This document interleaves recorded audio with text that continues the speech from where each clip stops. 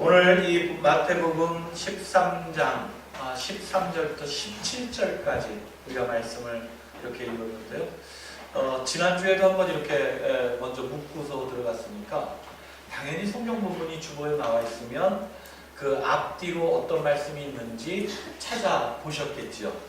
이제는 그게 우리 교우들, 집회교우들에게 좀 습관이 되어지셨으리라 생각됩니다. 왜냐하면 성경의 주의 말씀을 제대로 우리가 깨달아 알기 위해서는 본문으로 택해진 짤막한 몇 구절의 말씀만 파고들어 그렇게 알려고 분석하는 게 아니라 그 정황, 모든 앞뒤로 되어졌던 모든 배경들과 사건들과 주의 말씀의 그 이유, 토대 이런 것들을 이제 살펴보는 게 중요하다 이렇게 말씀을 드렸습니다.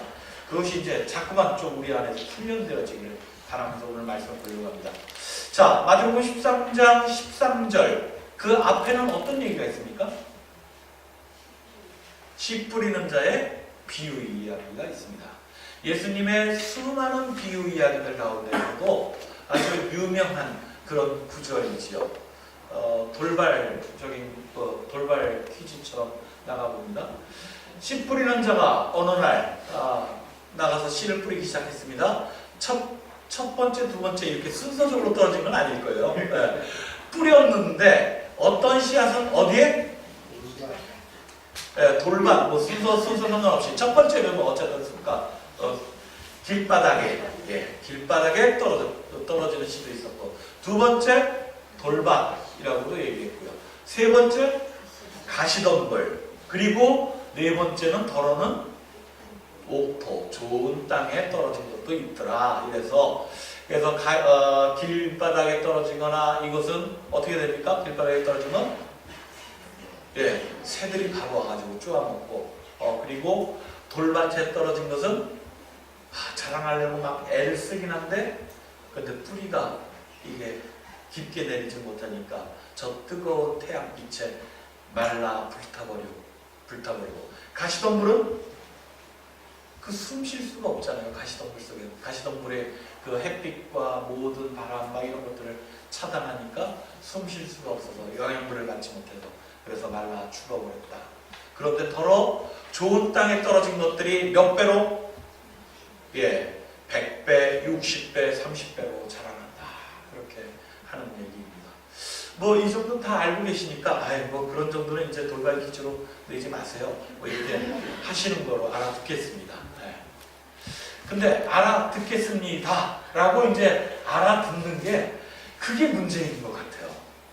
오늘 본문 말씀에 바로 그래서 예수님 그렇게 쉬운 얘기를 굳이 비유까지 들어서 얘기하시는 이유가 뭡니까? 예수님께서 우리를 무시해도 너무 무시하는 거 아닙니까? 이러면서 왜 비유로 말씀하시는지 제자들이 예수님한테 물어봤다라고 하는 거예요. 그랬더니 오늘 13절에 나오는 말씀처럼 예수님께서 그때부터 말씀을 해줍니다. 내가 그들에게 비유로 말하는 이유는 그들이 보아도 보지 못하고 들어도 듣지 못하고 깨닫지도 못하기 때문이다 라고 얘기하면서 주님께서 이사야서 60장에 나오는 말씀입니다. 이사야 선지자가 이미 구약시대에도 사람들에게 이렇게 외쳤는데 너희는 듣고 또 들어도 알아듣지 못하고 보고 또 보아도 알아보지 못하리라. 이 백성의 마음의 문이 닫혀있고 귀를 막고 눈을 감은 탓이니 그렇지 않다면 그들이 눈으로 보고 귀로 듣고 마음으로 깨달아 돌아서서 마침내 나에게 온전히 고침을 받으리라. 이사야 선지자가 이렇게 얘기했답니다. 이 말이 곧 내가 너희에게 비유로 이야기해주는 까닭이다. 이러고 제자들에게 얘기를 했다는 거예요.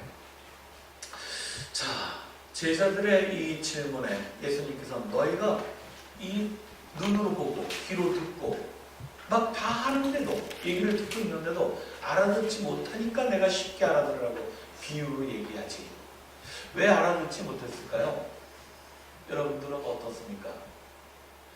이 정답이 뒤에 나와 있습니다. 이 비유가 무엇을 뜻하는지는 17절 이후에 예수님께서 아주 친절하게 길가에 떨어진 이 씨앗을 새가 쪼아 먹는다는 것은 어떤 뜻이고, 돌바닥에 떨어진 것을 자라지 못하고 태양에 말라 죽는다는 건 어떤 뜻이고, 이렇게 아주 친절하게 마치 초등학교에서 아이들에게 가르치듯이 다 해설집과 정답 이것을 다 붙여놨어요. 이런 정도를 보면 그래, 우리가 잘난 척하고 똑똑하다 생각하지만 예수님이 말씀하시는 하나님 나라, 그것은 너무 어려워서 예수님께서 굳이 비유로 얘기하고 그 비유도 못 알아챌까봐 또 해설집의 정답까지 다 말씀해 주시는구나, 이렇게 우리가 받아들일 수 있죠. 틀린 얘기 아닐 수 있습니다. 참 어렵습니다.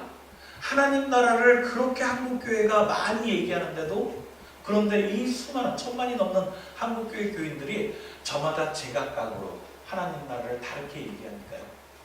하나님에 대해서, 예수 그리스도가 이 땅에 오신 목적에 대해서 수많은 교회가 지금 이 시간 똑같이 이야기하는데도 불구하고 왜 그렇게 나타나는 교회의 모습, 그리스도인들의 모습 보면 이쪽과 저쪽의 모습이 극대극으로 그렇게 다르게 나타나고 있으니 분명 우리들의 머리가 아둔하든지 하나님의 말씀을 잘 알아차리지 못하는 건 분명한 것 같습니다.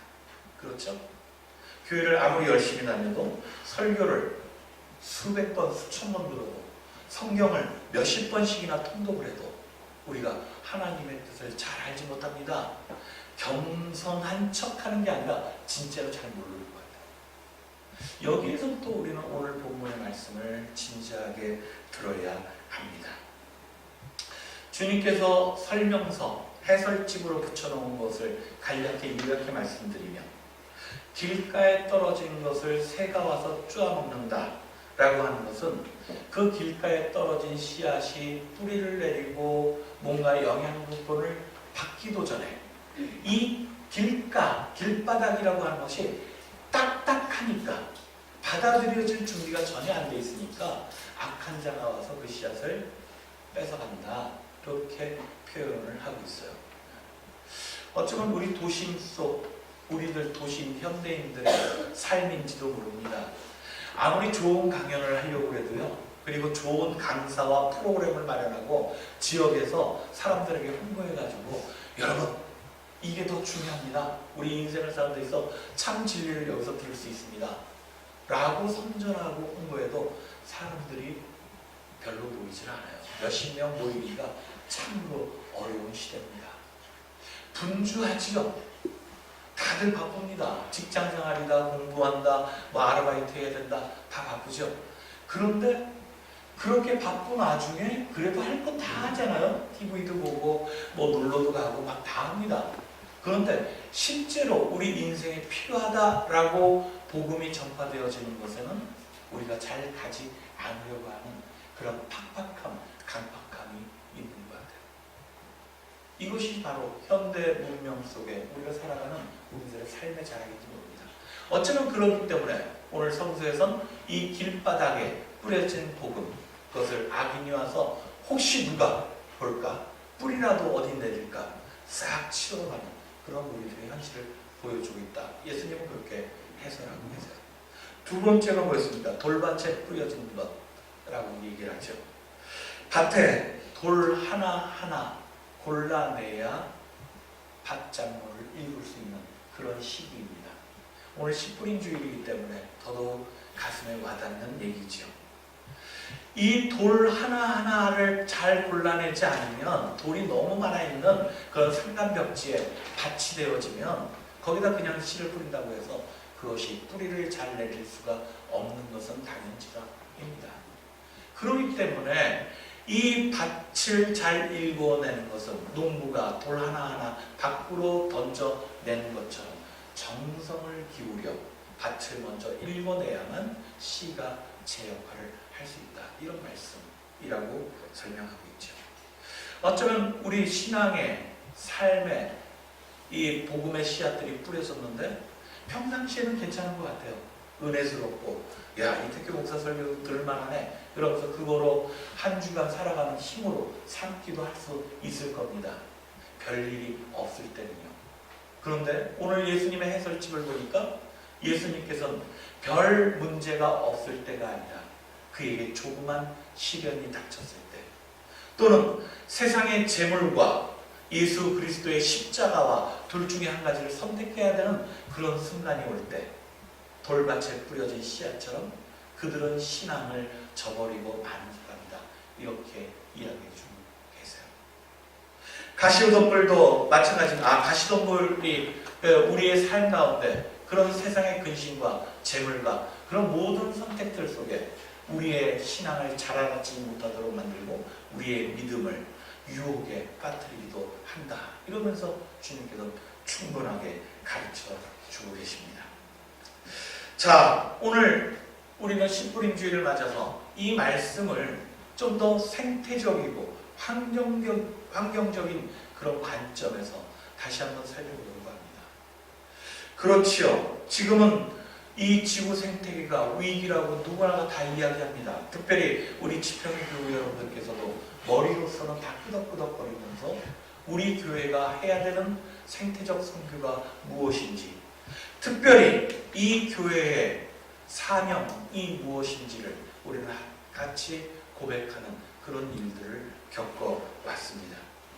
그런데 이 생태계 파괴에 대한 이 저항운동이라고 하는 것, 이 하나님의 창조 세계를 지키기 위해서 우리가 복음의 씨앗을 들고 세상 속에 나아가 뿌리려고 할 때 우리는 엄청난 저항 또는 너무나 조용한 반응 이런 것들에 당황할 때가 많이 있습니다.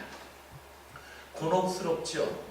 분명히 모두가 다 우리가 살고 있는 환경에 문제가 있다고 이야기들을 하고 그것을 바꾸어야 된다 동의하면서도 그런 것은 쉽게 이 운동에 참여하기를 꺼려하는 그런 이웃들을 우리는 자주 만날 수 있습니다.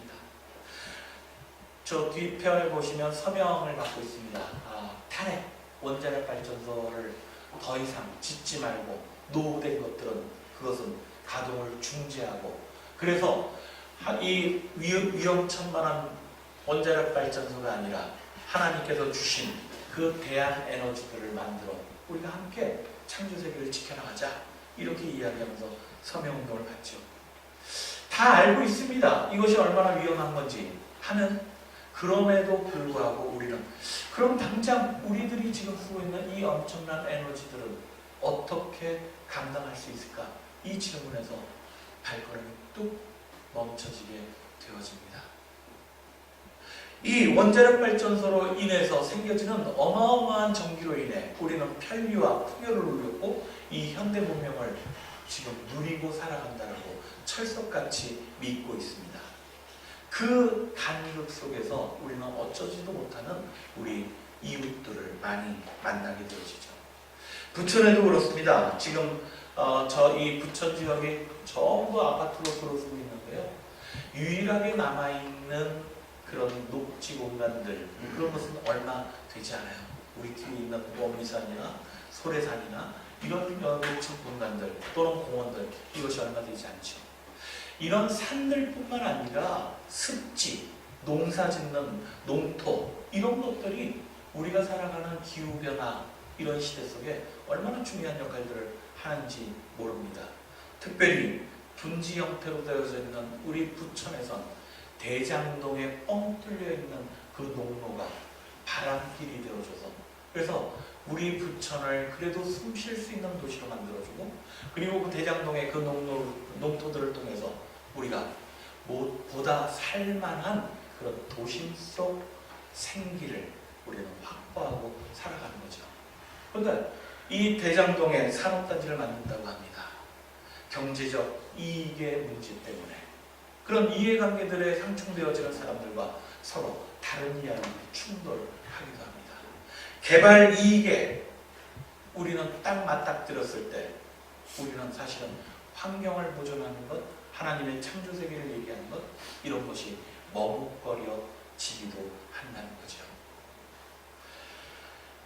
이쯤에서 보면 우리는 오늘 예수 그리스도께서 말씀하신 것, 그것을 몰라서 못하고 있는, 무식해서 정말 아둔해서 그 비유를 못 알아듣기 때문에 하나님 나라의 일꾼이 해야 할 일을 우리가 알아차리지 못한다 라는 변명을 할 수 있을까?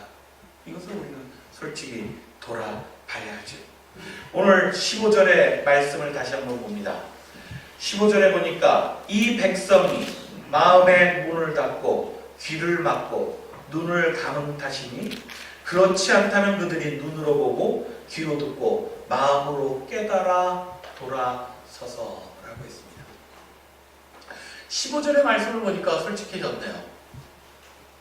우리들이 아직 어리거나 이해력이 부족하거나 그렇게 모자라서 이 말씀을 못 알아듣는 것이 아니라, 즉 우리의 머리가, 이 뇌가 부족해서 못 알아듣는 것이 아니라 15절엔 우리의 마음의 문을 닫았기 때문이라고 얘기합니다. 분명한 거죠. 예수 그리스도께서 보여주신 하나님의 나라와 당신의 나라를 이루기 위해서 해야 하는 일들, 그 삶의 모습이 어떠해야 되는지는 분명합니다. 원자력 발전소가 아니라, 대장동 개발이 아니라 우리가 도심 속이 농촌을 피폐하게 만들어지는 그런 편리와 풍요라는 미명하에 모든 것들을 마구 파헤치는 그런 존재가 아니라 그것을 지키고 보존하고 오히려 살려내는 그런 존재로 살아가야 되는데 마음의 문을 닫았다는 거예요. 그러니까 눈도 감고 귀도 닫고 예수 그리스도의 말씀을 알아차리지 못하는 척 살아간다는 겁니다. 사실 이런 일들은 성서에서만 이렇게 고백되어지는 건 아닙니다. 우리 시대를 조금만 뒤돌아보면 우리의 사회 속에서 이런 모습들은 곳곳에 도사리고 있고 우리를 지배하고 있는지도 모릅니다. 오랜 시간, 3년의 시간 동안 이어져 왔었던 세월호 이야기, 반응이 어떻죠? 노란색만 봐도 지긋지긋해 라고 어떤 한 여인이 얘기했듯이 대부분의 그 지긋지긋해 라는 이런 색깔론 같은 것, 이런 것에 갇혀서 많은 사람들이 세월호 이야기만 하면 이제 그만하자, 여기에 동조하기 시작해보지 않았습니까? 위안부 얘기는 더 하겠죠? 몇십 년도 더 지난 이야기, 그러니까 그냥 막 한일협상 해내서 그것을 그렇게 마무리 친 것만 해도 위대한 일이다 라고 추종하는 사람들까지 생겨났을 정도로 우리들의 마음의 문이 딱 닫히고 나면 우리 세상 속에서 벌어지고 있는 일들이 눈에 보여도 귀로 들려도 우리는 그 일을 거부하게 되어져 있습니다. 지긋지긋해 라고 하는 이 하나님 나라의 운동이 사실은 그래서 힘을 잃기 시작하고 자신들의 능력을 발휘하는 곳에서 참빛을 발하지 못하고 있는 그런 현상들을 우리는 곳곳에서 보고 있다는 거죠. 다급하게 호소하는 여러 목소리들에 우리는 절망의 경험들을 함께 더하기도 합니다. 변화에 대한 그런 부름들을 우리는 귀를 막고 차라리 눈을 감아 보지 않는 척함으로써 우리는 외면하게 되어진 것이 하나님 나라의 부름인지도 모릅니다. 그러니 오늘 설교 제목으로 잡은 변화로의 부름이라고 하는 것은 어찌 보면 제목으로만 보면 뭔가 새롭게 변화해야 되고 새 나라와 새 민족을 만들어가기 위한 모든 과정 속에 함께 합시다 이러면 뜨거움을 불러일으켜야 되잖아요. 우리들이 뜨거워져야 되잖아요. 그래야 그 길을 같이 갈 수 있습니다. 예수님께서 말씀하신 하나님 나라를 우리가 감동으로 받아들인다면 우리는 뜨겁게 마음이 열려야 합니다. 그런데 오히려 이 변화로의 부름은 예수 그리스도께서 나를 따르라 하시는 이 말씀은 우리의 마음을 굳게 만들지도 않는 겁니다. 그래서 외면하고 싶은 차가움으로 그렇게 얼어버리게 만드는 것으로 변하는지도 모른다는 겁니다. 그래서 예언자들이 회개를 주장하는 것이죠. 오늘 돌아서서라고 하는 이 단어, 그들이 눈을 뜨고 귀를 열어서 그 이야기를 들으려고 돌아서기만 하면 그러면 그들에겐 새로운 삶의 결단이 이루어진다는 겁니다. 이것이 바로 회개이지요. 환경운동을 이야기하는 사람들이 가장 먼저 사람들에게 같이 우리가 해야 할 일을 얘기할 때 환경운동의 어떤 실천 얘기하지 않습니다. 우리를 돌아보는 일부터 합니다. 왜? 이 지구를 지키기 위해, 이 창조세계를 지키기 위해 가장 먼저 해야 되는 것은 왜 지킬까? 바로 우리 인간이란 존재가 이 생태계에서 가장 마지막에 태어난 이 인간이라고 하는 존재가 생태계 파괴의 가장 주범이기 때문에, 그러니 그 죄를 먼저 고백하고 회개하고, 그래서 그 반성으로부터 철저하게 돌아섬이 있을 때 그가 하는 실천이 힘이 있고 지속적으로 이루어질 수 있는 거죠. 그러고 보면 조금 부끄럽지요. 우리 지평교회에서 여러 가지 환경 실천들을 하자라고 해서 예전에 처음에 뭐 다이어트 가게도 써보고 절전도도 해보고 뭐 이것저것 자동차 주인을 안 타고 오기도 해보고 막 이러는데, 지금 그런 노력들이 흔적도 없이 우리들 옆에서 잘 이루어지지 않는 이유는 바로 뻔하죠. 철저하게 회개하지 못했기 때문입니다. 우리가 주범이라는 생각을 우리 스스로 잘 안 하고 있기 때문인지 몰라요. 우리들이 이 창조세계를 지금도 파괴하는 그런 존재들이라고 하는 그런 고백으로부터 다시 시작할 수 있을 겁니다. 그리고 또한 이런 환경운동이 파괴되어진 지구를 치유하듯이 오늘 씨 뿌리는 자의 비유를 통해서 예수 그리스도는 그래도 우리를 다독여 주십니다. 너희들이 그런 죄로부터 회개해야 하지만 내가 온 이 목적이 너희들의 그런 죄를 벌하라고 온 게 아니라 병을 고쳐주러 온 거야 라고 하는 거죠. 말씀 들어볼까요? 이사야 선지자의 말을 빌려서 하는 이야기지만 예수 그리스도의 목적이기도 합니다. 이 백성이 그러나 너희의 눈은 볼 수 있으니 행복하고 귀는 들을 수 있으니 행복하다. 즉 예수 그리스도의 복음을 듣는 자들, 그들은 이사야 선지자에 의해서 어떻게 되어지느냐? 깨달아 돌아서서 마침내 나한테 온전히 고침을 받으리라 라는 겁니다. 예수 그리스도는 치유의 목적을 갖고 이 땅에 오셨습니다. 예수 그리스도는 상처나고 그리고 그 상처로 인해서 스스로의 인생이 망가지고 있는 사람들에게 구원의 손길을 내미신 분입니다. 모든 선지자들, 예언자들이 우리에게, 백성들에게 생명과 죽음의 두 가지 길 가운데 생명의 길을 택하기를 애타게 부르셨듯이 예수 그리스도도 당신의 십자가의 길이, 그 좁은 길이 망하는 길이 아니라 그것이 오히려 생명의 길이라 그렇게 우리들에게 말씀하셨던 분입니다. 편리와 풍요를 향한 그 넓은 문을 향해서 많은 사람들이 달려갈 때, 그럼에도 불구하고 우리를 좁은 길, 생명의 길로 이끄심으로 참된 하나님의 나라의 기쁨을 맛보게 하려고 예수님께서는 이 땅에 오셨다고 그렇게 얘기하고 있습니다. 그렇기 때문에 이 환경 목회, 생태 목회라고 하는 것은 다르게 이야기하면 치유 목회라 그렇게 얘기할 수 있는 거죠. 스티븐 찰스턴이라고 하는 성공의 주교가 있습니다. 그는 이 환경 목회를 치유 목회라고 얘기하면서 또한 중동 목회라 그렇게 얘기합니다. 중동 목회, 뭔 뜻인지 모르시겠죠? 우리들이 다 중독되어져 있다는 거예요. 편리와 풍요에.